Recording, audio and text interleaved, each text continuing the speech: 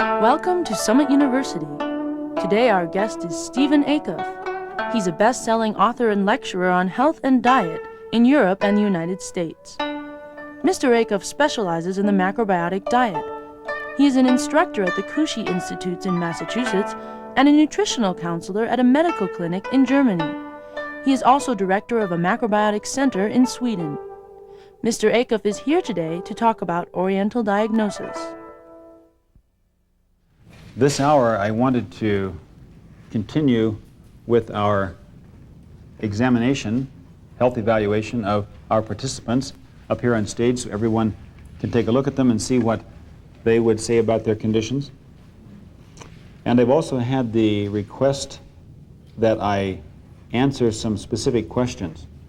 So I have said that I would be willing to quickly read through questions. If you have some question you would like me to address this afternoon in our first session, I can look through before in the lunch break, I'll look at the questions, and the ones that I think are the most important, or the ones that are repeated by several people, I'll try to address those for a while so that we can get into those things that are important to you, because it's, of course, not possible to answer them all in the context of a seminar like this.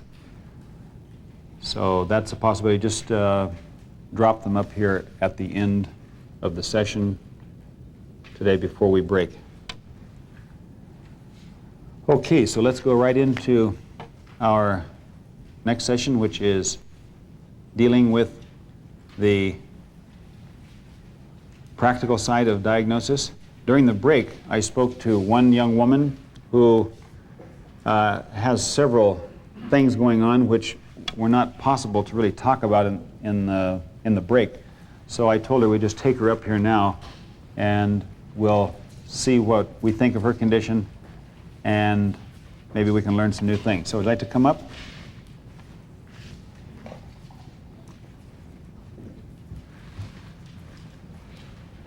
Okay, right there, that's fine. So let's take a look now. First of all, basic constitution. Let's look at your hands.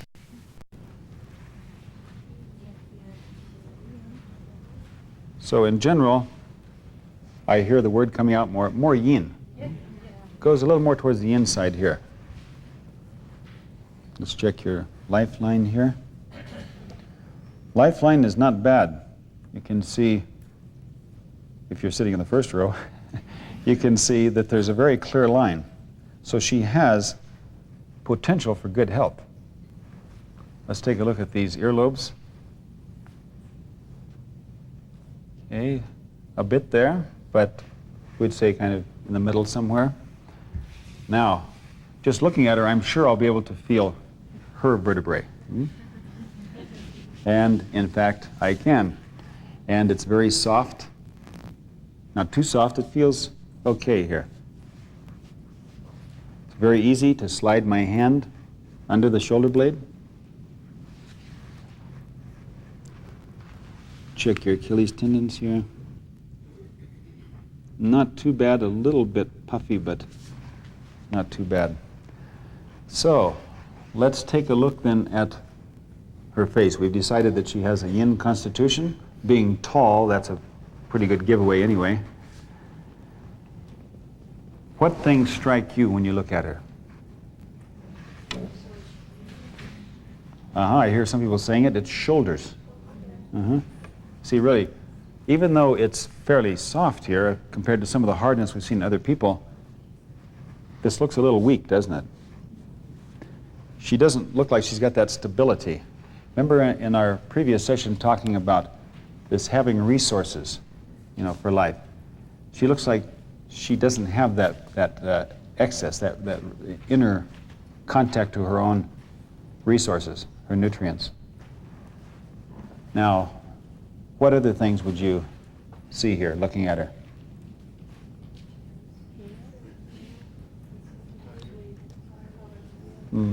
You see a certain puffiness. It's an interesting puffiness because it's not the puffiness we see in some people who have a lot of excess, you know, like the double chin and that kind of thing, but rather it's a subtle kind of puffiness. It's like lacking a tone, lacking a certain firmness. And we especially see it in which area? Okay, here in the cheeks, very good. And eyes, that's right, in this area here. So, if you can see her closely, you'll notice also that she has the discoloration under the eyes, showing some kidney stress. But just looking at her this way, she looks like she wouldn't have much thing going on in the liver, just, spontaneously. So we can check the liver. So just find rib cage here. Now breathe in and out. So even though there's nothing showing on the face, her liver is somewhat expanded. It's a little tight. Should be more flexible. So here, through touching diagnosis, we're able to see something we didn't see on the face so easily.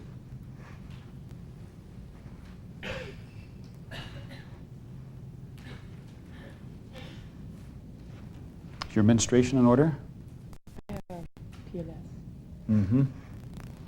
I asked this question about menstruation because the telltale chin that we've had in earlier times, for you, may be difficult to see. The camera will be able to pick it up better. We can see there is a change in the skin quality in this area.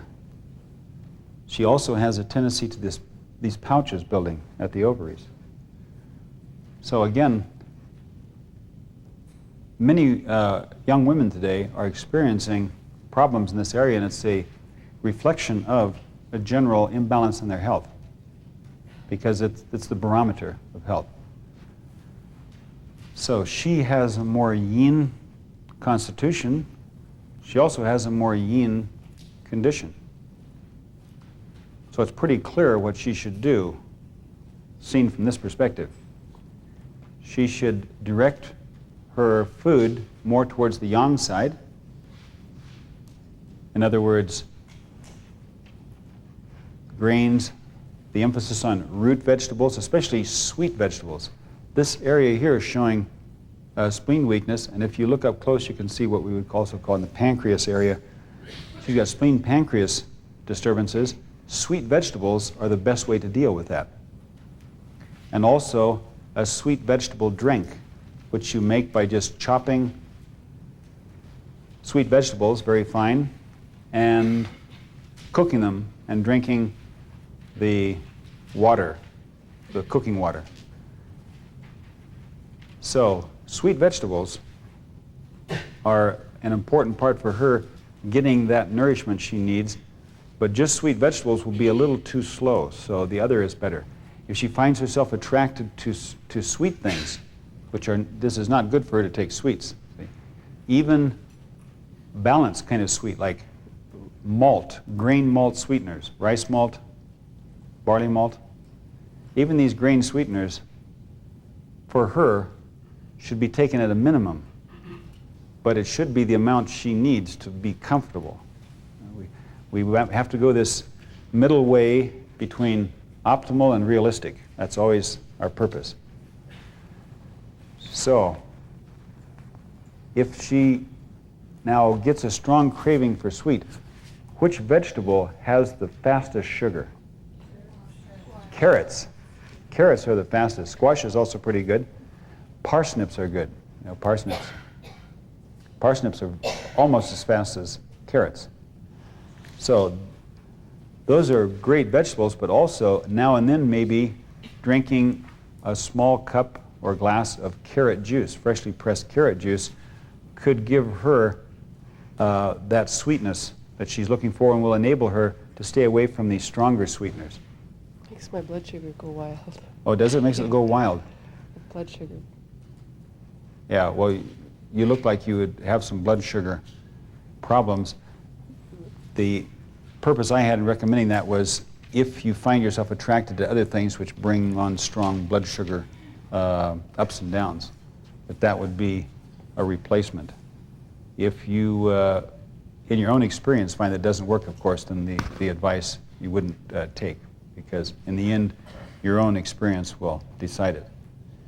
But as she said herself, blood sugar is definitely our topic here.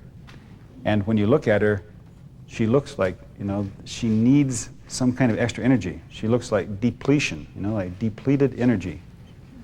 And I would imagine that this would have to be taken in a program that would be quite encompassing. Number one, she should be sure to get lots of physical exercise every day. This doesn't mean jogging, but just it can be jogging if it's not exaggerated, but it's more these life-related kind of physical things we're talking about, or walks, like walking up the hill, is optimal exercise. I have a back problem which prevents me from doing a lot of activity sometimes, and I'm wondering if that's a yin condition, maybe the expansion, it's the ligaments and muscles and things like that. Mm-hmm. You have a back problem in the lower back here? Mm-hmm. Well, this area is probably coming also, the disturbance is for sure a weakness that has to do with yin. Things are tight and firm enough, but also this area is very closely related to the sexual organs. There's acupuncture points here also which are related to the sexual organs. And you have so many things going at one time, that's why we couldn't take care of this in the brain, that you need, number one, to have a lot of patience, so the liver is important. It will take a while to get this in order. What do you start with? What you start with is looking at the basic macrobiotic program, and then you start making the adjustments that are necessary. Like for you, I wouldn't consider the liver to be number one problem, but rather we look, so far we've seen liver, kidney, pancreas, spleen, and sexual organs. Those lungs too, I think. That's right. Your body posture shows also lungs. And if we want to be very exact, let's look at her lips. Intestines.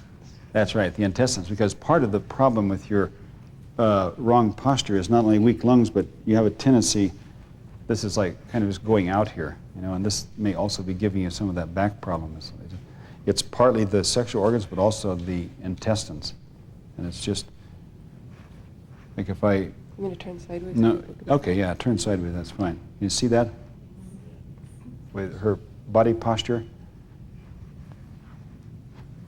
Okay. Because she's thin, it doesn't show up as much as if she had more weight, but she should then think about the number one problem is dealing with her blood sugar, and the sweet vegetables are very good. Now, when she says that she can't handle carrot juice, then for me, the next step for getting out of this vicious circle would be to take what we call vegetable jam. Heard of vegetable jam? You make jam out of vegetables. You take the sweet vegetables like carrots, parsnips, onions, sweet pumpkin, especially these four are the best. And usually we take them individually, so we have variety. We chop them, we saute them in a little oil with a slight pinch of salt, sea salt. Then, because they're chopped very finely, we're going to cook them very long, and they're going to just turn into a mass like jam. So, in the beginning, you just have a little bit of oil in the pan. Then, as they cook on, you need to add water. So you start adding water, a little bit.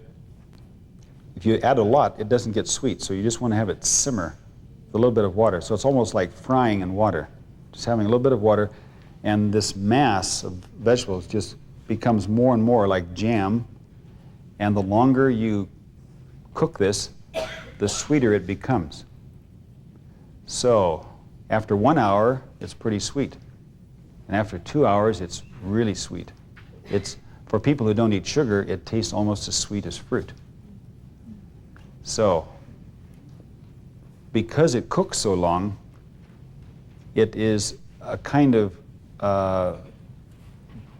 vegetable sugar which is more readily available than if you would just prepare a normal root vegetable dish.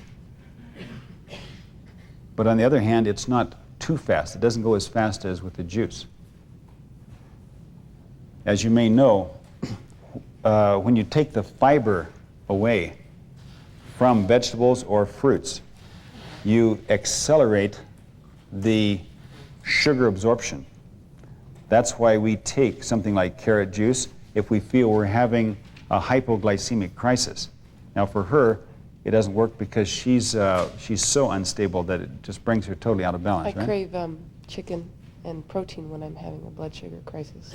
That's understandable that you're craving protein, because when your protein consumption increases, this has a blood sugar stabilizing effect. And so what you should do is, first of all, considering your constitution and your body build, you should not eat very restrictive foods, because you're always going like on that fine line of becoming like deficit, too little. So you need to be very, let's say, very aware of how you can get richness out of macrobiotic food to satisfy your needs and give you a little more reserve. And this means don't go too easy on the protein, even though in the last session I pointed out that excess protein tends to burden the liver and the kidneys. But that's not our major problem here. And especially when we see this body form, we know that she doesn't have to be afraid of excesses so much. She has to be more the other way aware. She has to be careful not to get too little. So what I have found is this, that a macrobiotic breakfast, which includes some form of protein, is the best way to, number one, balance your blood sugar, and number two, give you that excess that you feel good. So a common macrobiotic breakfast that we serve in our center in Sweden is we start with a miso soup, the vegetable soup with the miso soy paste, the seasoning. The soup should not be very salty. It should taste sweet rather than have a strong miso taste. Of course, it depends on the kind of miso you use. Some have more taste than others. In any case, not lots of miso, but rather using that miso as a subtle background for the vegetables. Then we usually eat some kind of grain. This is in the form of porridge, oats, or rice, or millet, whatever you like. Best is to have variety. And then we may put some seeds or some chopped almonds or other condiments, seaweed and sesame condiments for the veterans. And then you feel good, because this is the kind of food that's very light, and you get the day started, you feel good. It's lightly digested, and especially if you have excess, you'll find that you can lose weight faster that way. Now, if you do that, you're going to already before noon probably have blood sugar problems. Well, in 15 minutes I'm hungry. 15 minutes, okay, not even 10 minutes. So what you need is richness, and that starts with breakfast. So if you take some form of protein with breakfast and also oil, no breakfast without oil or protein for you, okay? This can be, if it has to be done fast because you don't have time, just saute a piece of tofu. That would be one thing. Now, we don't want to take lots of tofu because it's a concentrated form of the soybean. So this is not something to do every day. But a couple times in the week, tofu is fine. And you could also take the wheat gluten, which we call seitan, the protein part of wheat. Has a very thick consistency and is very satisfying to people that like to have chewy things to eat. Fu? Fu is fine. And also, you can soak the fu. Fu is a wheat protein product like seitan, for those who are not familiar with it. You soak it and then still fry it. Because I found out that people with this kind of health problem, they don't feel good unless breakfast has some oil and some protein. It's this: if you think of how long it's been since you had anything to eat, it was yesterday evening, and hopefully not very late, because late eating is very bad for both your liver and your intestines. As a rule, we say, a rule of thumb, 3 hours before you go to bed, don't eat anything. Now, people who have blood sugar problems usually can't do that. They'll wake up in the middle of the night, you know, ready to kill for food. So rather than that, what we do is later on, maybe 8 or 9 o'clock, you take something light, but don't take protein or oil. Those slow your digestion down. When you get hungry 15 minutes after the food, this shows it's very lightly digested. Your body breaks it down very fast. You chew the food well. It's very quickly through, and already hunger's coming on. Because your blood sugar isn't proper. Your pancreas and your liver actually are working like a work team to keep your blood sugar in balance. It's like it kind of goes back and forth a little bit. And those two organs are both out of order. So what you have to do is slow down the digestive process. There's nothing that will slow down digestion faster than oil. Like, let's take an example. If you eat a bowl of rice in the morning and you put a few sesame seeds on it, something like that, a little bit of seaweed powder. That's what people do when they're doing what we call a discharge kind of diet, or a very cleansing kind of diet. Then that for you would mean very quickly you come out of balance, because it's just too little. If you were to now take nuts, and not just a little bit, but say like a big handful of nuts, which are very high in oil, 50, some of them even 60% oil, then you would experience that this bowl of porridge goes much slower through. Toasted nuts. Yeah, that's right. Lightly roasted is the best for nuts, not eating them raw. So that, if you do that for breakfast, it'll already make a difference. And it was very interesting for me to find that out, because this has been one of the things through experience in the years that has become obvious. You know, most people who come to the Macrobiotic program are interested in a lot of discharging. They've got a lot of excess, and they want to get rid of that, and so they eat very lightly in the morning, and they feel good doing that. And for some people, that becomes the standard.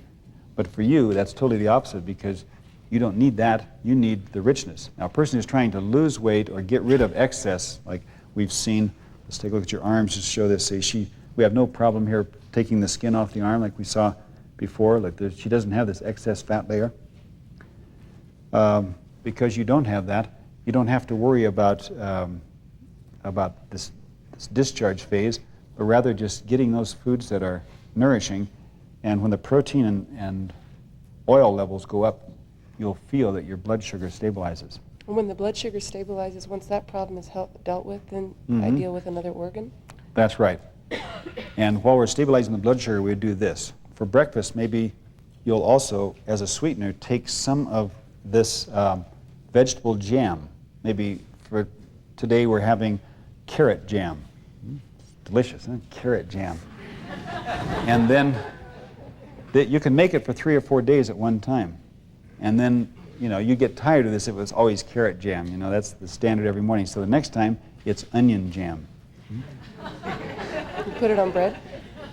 You can put it on bread. Now, what happens to blood sugar if you eat dry bread? You know? Blood sugar goes up very fast.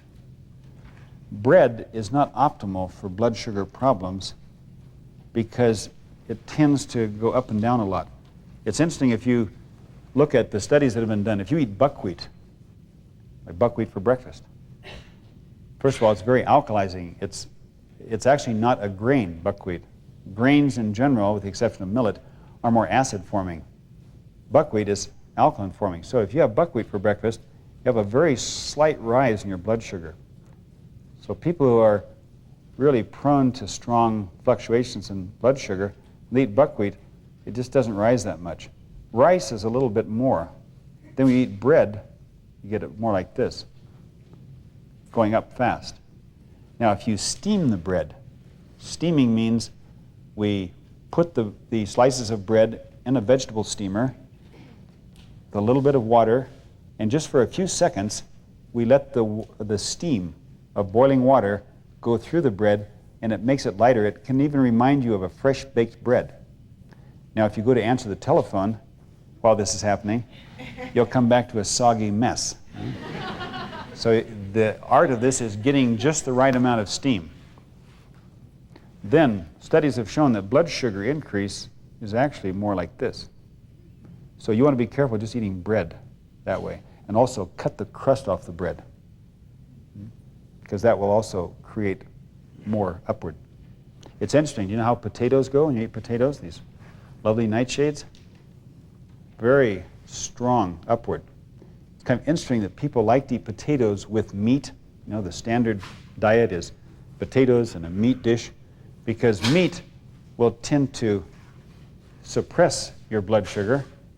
And if you just were to eat the meat, you might not feel good. But if you eat meat and potatoes, then you've got one thing going this way and one thing going this way. So there's, some kind of a balance. It's not optimal balance, but it's easy to see why people like those two. And as we drop the animal food away, we have less attraction to potatoes in general. So you want to take these things that just have the softer blood sugar. She's a good example because the problems she's experiencing are very common today. This is what we call hypoglycemia, blood sugar ups and downs. And if people don't get this in order, their pancreas can become so weak that in the long run, it will function less and less, and they can become diabetic. The common market has a central health authority in Brussels, and their projection for the next 20 years is a sharp increase, a tripling to quadrupling of the diabetes rate in Europe. Imagine, today we have 5% diabetics in our society. Imagine what a tripling of that would mean. Imagine 15% of the population diabetic. What would that mean for the economy, for life quality, for mental clarity? So these kind of problems are very, very common today.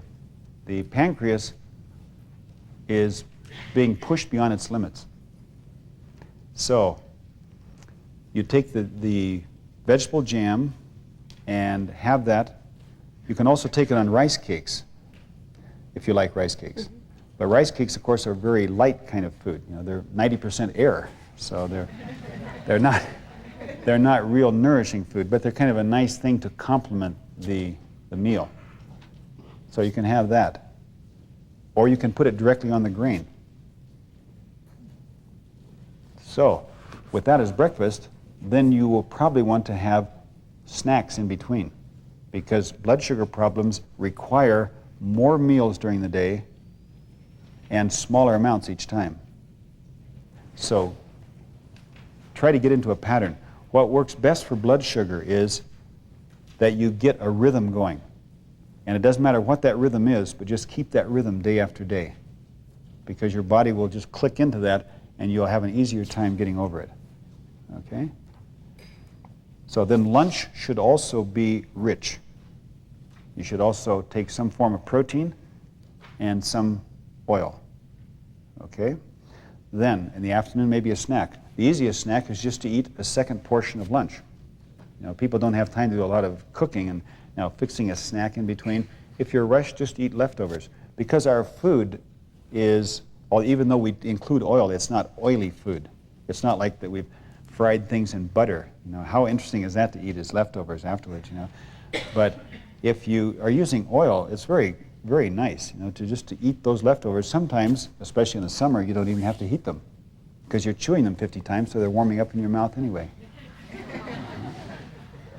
So then the evening meal is the one where you'll go a little easier now, because you've had protein these for breakfast and lunch. The evening meal you can do lighter. It's interesting, but liver function actually starts coming on actually in the middle of the night. That's when the acupuncture usually starts. The middle of the night, liver function starts coming in gear, and it's really rolling by breakfast, and it goes right on through lunch and kind of reaches its peak about lunch and then starts tapering off towards dinner.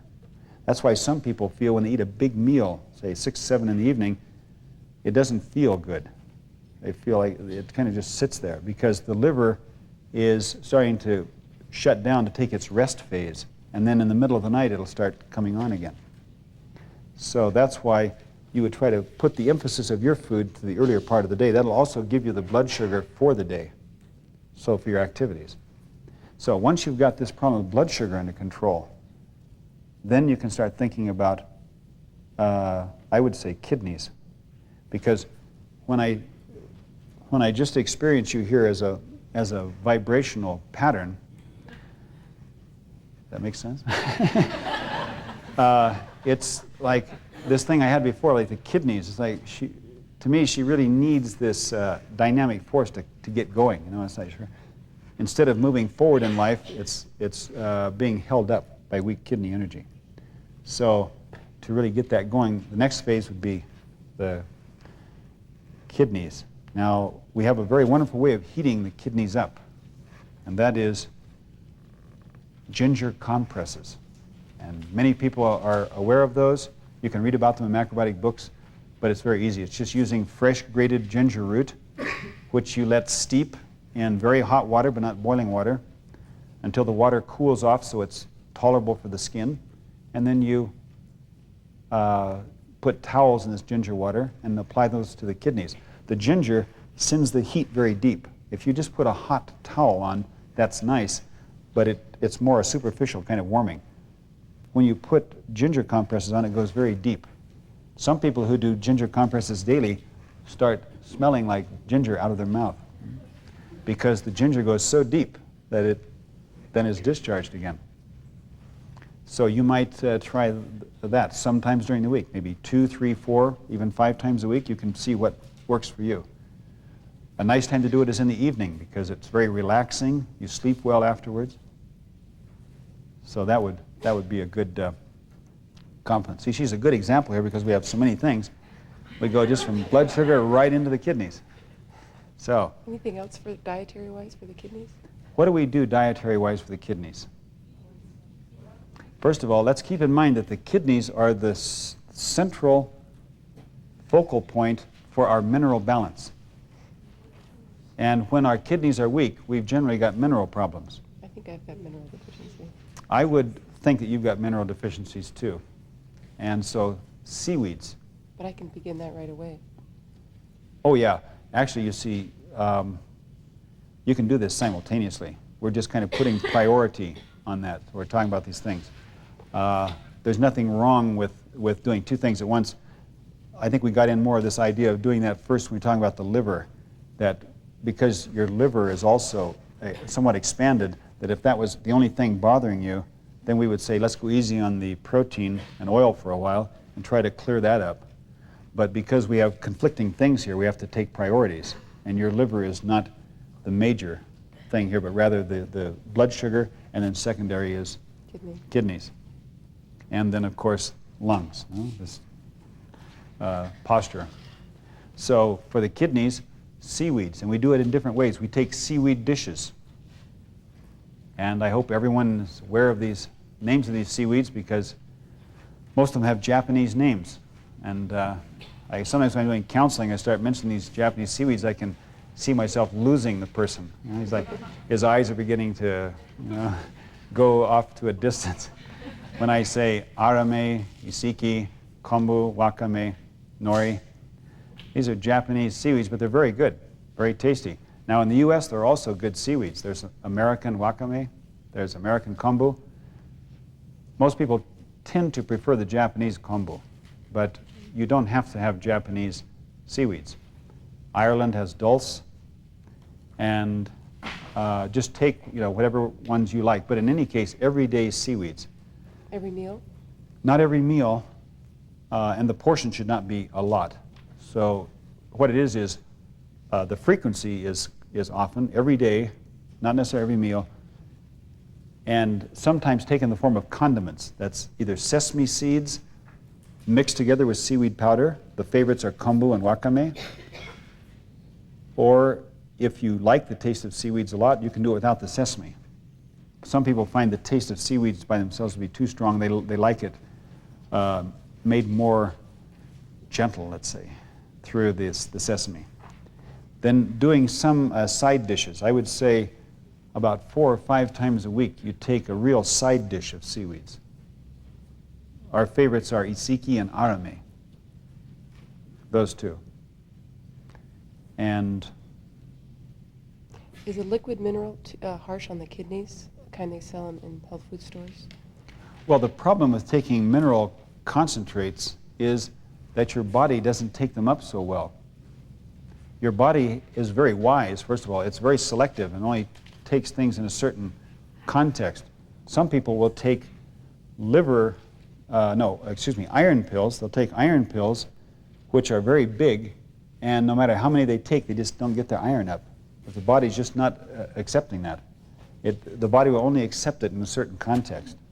And that's very wise. You know, if your bodies would accept all of the calcium people take through milk, everyone would be calcified. Everyone. You know, everybody. This is great. You know, no osteoporosis, you know. But what happens is your body doesn't accept that because it knows if your body were to accept all that calcium that's in milk, you would cease to function. And this happened in the 60s. Very interesting experiment that was done, actually kind of a perverse experiment, in England, where they had a lot of black people moving in from the British Commonwealth, from the Caribbean, from different places, living in England, and they found that because the black skin is actually optimal in a hot climate, they found that the vitamin D production in black children in England was too little, and they were finding cases of rickets in black children. So they increased the amount of vitamin D in the milk, because as you increase the vitamin D amount, you override the body's blockage of accepting calcium. The result was that the other babies, the Caucasian babies that were born, they started having problems with calcification, and some babies were born dead, totally calcified.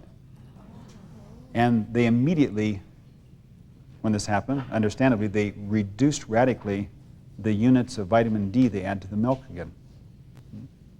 So the body knows what's good for it, and through our modern technology, it is possible to override those body mechanisms. But the important thing is to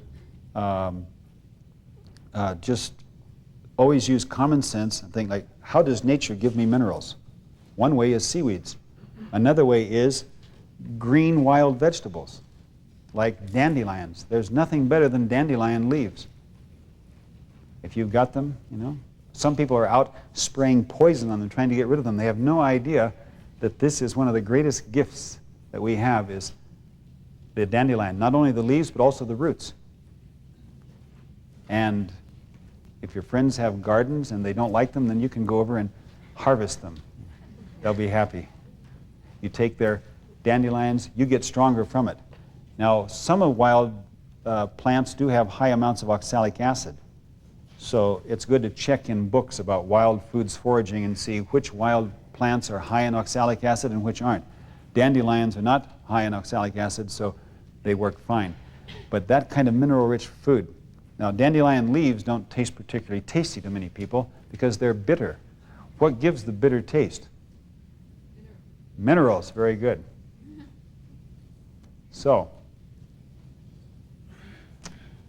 everything that tastes bitter in greens, like the leaves of vegetables, where we normally use the vegetable to throw away the leaves, like radishes. The radish green is very high in minerals. All these mineral-rich foods are good for kidneys. Also, burdock roots, which are sold in macrobiotic shops often. We're big consumers of burdock roots. So, by getting mineral-rich foods, and buckwheat is good. Now again, I mentioned before, buckwheat on a hot day for some people is very warming. So you have to think about your preparation. But in this climate, there's a lot of the year where buckwheat is just fine. So that would be ways to increase the kidney function and get more into balance. It would start creating like a dynamic force. And the other things I would do is for your posture, so you can start increasing your oxygen supply, which will also give you more energy, is to do this kind of a stretch. I'll show you how you do it. You just stand like this with your feet about this far apart. The forward foot is about halfway on the back foot. I turn my hips now to the front, and I have my forward knee slightly bent. Now I've got my arms like this. Now the lung meridian in acupuncture starts here at the clavicle and goes out to the thumb. What I'm going to do is I'm going to turn 180 degrees like this, and this is going to give a good stretch for my lung meridian. It's going to be a stimulation. It's going to be a little bit like putting acupuncture needles in the lung meridian. But this is something you can do every day. You don't have to have a lot of training to do it. And then the next thing I'm going to do is, with the twist, is I'm going to move my hips forward. Moving the hips forward, I'm then also going to look up. So what I'm doing basically is I'm opening this whole area. So it looks like this, in and out. In and out. Very simple exercise, very powerful. If you do 10 of these a day, you'll find, that's right, you do, say, 5 on one side, 5 on the other, same thing, and you can do a couple times a day. This will be very beneficial.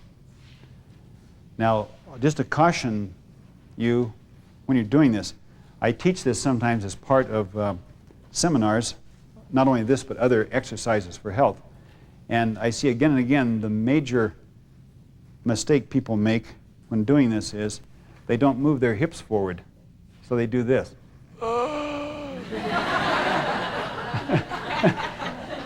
So it's got to be the forward movement, and then you get the real twist. It really opens things up. I like to do this every day if I've got time. I do this because I feel good doing it, starting the day. I don't like to do this in a room where there isn't good oxygen flow. So I either go outside if the weather permits, or I open the windows for a few minutes, but good oxygen is important for this one. So you do that one, and that will also help. It'll start loosening this up. And walks or something like that too? Walks? Yeah, that's right. And taking the walks that are possible for you. Now, if your back is giving you problems, one thing that'll be nice is when you do the ginger compresses, take a fairly fat towel and put it on not only your kidneys, but also the area immediately under the kidneys. And you can, if you feel it really is doing good, you can sometimes even make like a cross, let's say, over the kidneys and then the lower part of the spine, like that. About 30 minutes. You have to change them because they cool off. Right. So you change them, and 30 minutes. If you feel good doing it, a real full program is to do 6 days in a row and then take a day off, and do another 6 days and take a day off. That's a real good way. If that's too much time or too powerful, a couple of times a week is okay too. Now for candida, which I've been told I have, can you just make a seaweed broth instead of a miso or something like that in the morning? That's right. Now, if you've got candida, then there's a lot of things to consider besides that, because candida is a very big problem, and it means that you have to be very careful with other things. Unfortunately, we can't do candida diagnosis by looking at people. It's an intestinal fungus which occurs more in women than men. It's very rampant today. Some people think that about 30% of American women are infected with it. It's an opportunistic infection. It can only really get going if your intestinal flora gets out of balance. It happens with people who have repeated antibiotic treatments. It happens with women who have taken the pill, steroid. It happens in people who have eaten a lot of sweets and sugar. Those are the things that the medical people today have discovered. So when you've got candida, you have to take into consideration that carbohydrates are in general feeding the candida. So you may have to kind of put this program I told you about a little pushed forward, and you may have to, in the short run, do some special things about candida before you can do the full program, because the program I just explained to you is very high in carbohydrates because you need those to balance blood sugar. But in these first weeks of dealing with candida, first of all, I would get a good candida cleansing supplement. It's very difficult to deal with this without supplements.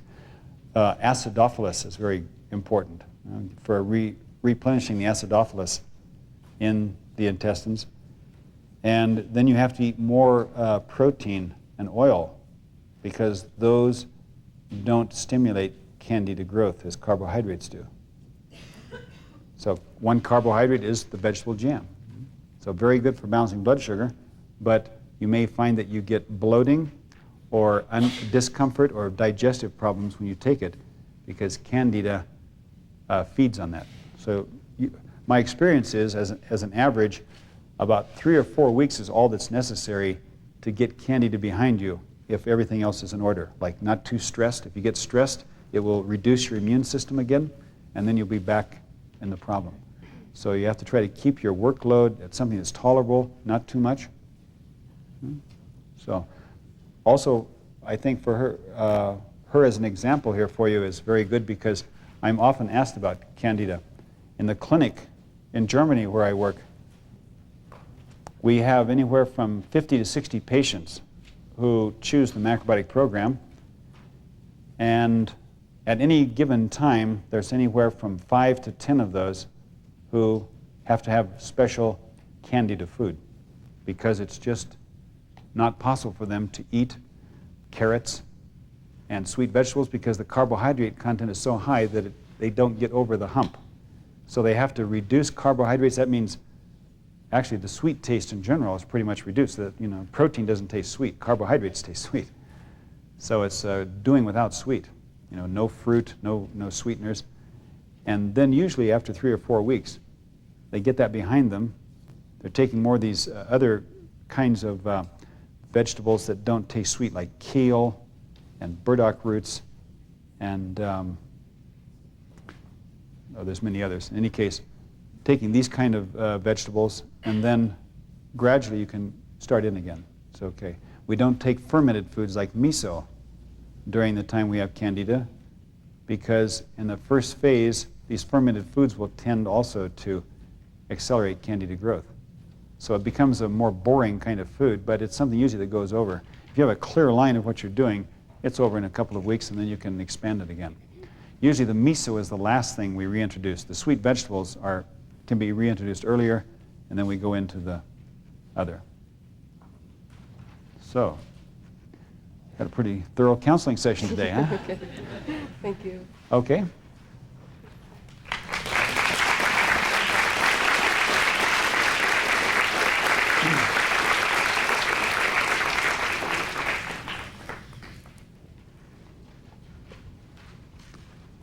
So, we can see that health balance is not always easy. Here we have a woman who is trying hard to make healthy food work for her, and still problems. So it's not always easy. And so it's good to have such examples so that everyone can get a good idea about what to do. You have to be flexible. You have to decide where are your priorities. Which organ is most important to deal with, which other things harmonize with that, and what things you leave aside for the time being. That's what it's really about. And then as the health condition improves, you can take more and more steps to get the optimal program. If she were to do this and she finds that her liver still feels tight, then later on, once she's recovered her strength, she can experiment with cutting back again on protein, cutting back on the oil. One good thing about summer is that if you do feel that you need discharge, This means not too much protein, not too much oil. The summer is the best time to do it, because in the winter, it's much more difficult to do without it. People feel cold all the time when they eat oil-free food in the winter. But in the summer, with the heat, you don't notice it. So our real discharge possibilities run from, let's say, May through September. That's the best time of the year to do that. So for those of you just getting into it now, let's grab August and September and get it in balance, because by the time the autumn sets in, you'll be already pretty clear. It only takes a couple of months to get this in order.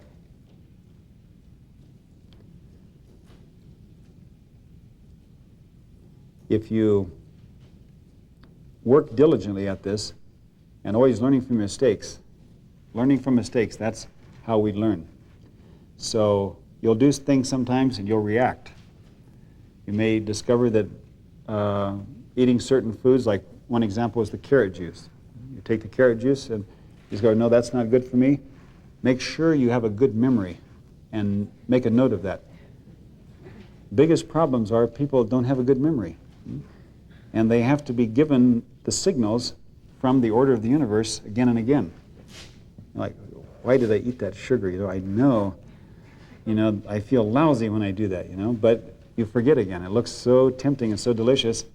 And then comes the next signal again, the hammer, and then you recover from that one again, and it goes on like that. But if you really have a good memory, you don't have to have too many of these hits before you start realizing what is necessary for good health. So, this hour we've then had a thorough examination of a very complicated health problem, but one which is definitely manageable with a little perseverance. And in further sessions, we'll take a look at some other people, and I will be happy also to answer your questions as time permits. So first session, after this break, we will continue with some questions. Thank you.